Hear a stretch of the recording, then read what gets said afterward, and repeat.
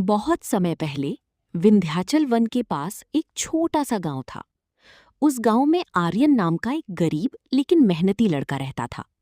उसके पिता लकड़हारे थे और माँ मिट्टी के दीपक बनाकर घर चलाती थीं। गरीबी होने के बावजूद आर्यन हमेशा खुश रहता था। गांव के पास एक विशाल पहाड़ी थी। लोगों का मानना था कि उस पहाड़ी के ऊपर एक दिव्य मंदिर है, जहां सच्चे मन से प्रार्थना करने वालों की मनोकामना पूरी होती है। लेकिन वहां तक पहुंचना बहुत कठिन था। रास्ता घनी जंगलों, खतरनाक घाटियों और जंगली जानवरों से भरा था। एक दिन गांव में एक धनी व्यापारी आया।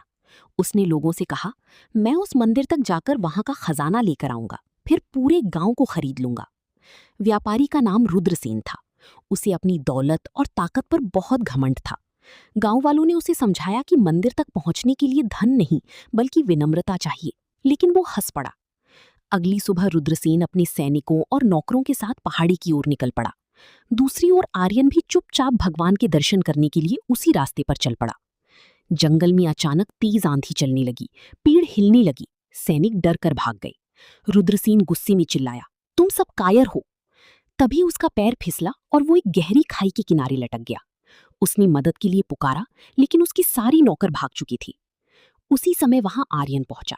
उसने तुरंत एक लंबी बेल पकड़ी और अपनी जान जोखिम में डालकर रुद्रसेन को ऊपर खींच लिया। रुद्रसेन शर्मिंदा हो गया। उसने पहली बार महसूस किया कि धन और शक्ति से बड़ा इंसान का अच्छा स्वभाव होता है। दोनों आगे बढ़ी। कई घंटों बाद वे मंदिर पहुंचे। मंदिर के अंदर कोई सोना चांदी नहीं था। वहां केवल एक दीपक जल रहा था और दीवार पर लिखा था, जिसने अभिमान छोड़ दिया वही सबसे बड़ा धनवान है। ये पढ़ते ही रुद्रसेन की आंखों में आंसू आ गए। उसने गांव लौटकर अपनी संपत्ति गरीबों में बांट दी और विनम्र जीवन जीने लगा।